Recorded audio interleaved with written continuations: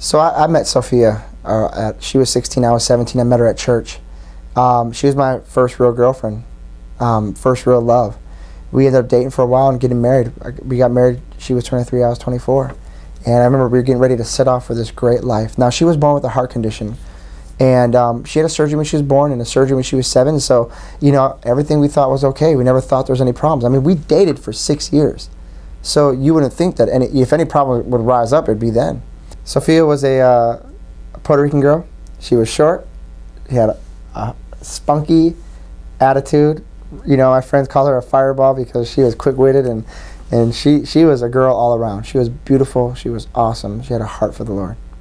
But in our first year of marriage, she started going through these, you know, spells where her heart would beat like 200 times a minute, and we'd have to take her to the hospital. She'd have to stay in the hospital. They'd have to shock her heart. And I came in there, they said her heart failed. We had to resuscitate her. Her heart's not taking the surgery that we did. We had to put her on an artificial heart until we get her a heart transplant. At this time, that's when me and my church started praying. We started praying. And man, it felt like things were happening. But nothing was happening with her. People's lives were being changed. Even people at our church were experiencing healings, and God was showing up there, but He wasn't showing up with my wife. And I remember one night I stayed there till about 3:30 in the morning, and I praying with some friends, and I just had nothing left in me, and I did what I did best. I just started worshiping and singing. And I remember the next day I went home, and the doctor called me and said, "You need to get in here. There's nothing we can do." You know, she had already turned gray, and there was nothing left. It was a challenging time. What do you do when God doesn't answer your prayers?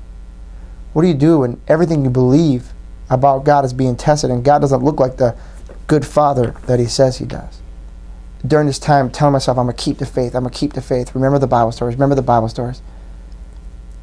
But inevitably, I fell into a deep, dark depression. Could not sleep at night. I remember dealing with thoughts of suicide. Although I would never do it, I couldn't escape that. I felt like that could be the escape. It was like I was hanging onto the casket of my wife. As morbid as it sounds, like as they were burying her, I was being buried. And I remember, you know, picturing myself breaking the grip off my hand with this hammer, this invisible hammer, and almost like forcefully banging your hand to let go of that toxicity, let go of what you don't understand. Stop asking all the questions. Just trust. Don't let that situation take you down. And it didn't happen immediately, but I kept exercising that letting go piece. And it was almost like someone pulled a plug out my heart, and these toxic emotions, bitterness, resentment, anger, hopelessness, despair, it's like they drained out my heart. And I could see God's goodness again, and I could see His faithfulness again. The question I had to come up with is, I don't understand it, but where else do I go? I have nowhere else to go. If I stop following Jesus, then what? But little did I know that God was writing a story. God had bigger plans than I could see. A month after she passed, we had already planned on going on American Idol.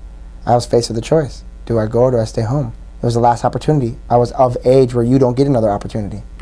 So I went and tried out, and little did I know God was building a story through that. I was on season 8 of American Idol, 2009, and I ended up taking 3rd place. I shared my story. Millions of people, lives were touched. See, that was the bigger picture. I didn't know that. I wrote a book after that. I started a non-profit organization called Sophia's Heart that has taken homeless families off the street. All that was birthed out of that broken situation.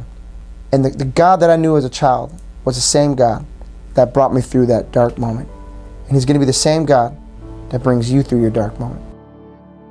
How great the love of Jesus Christ.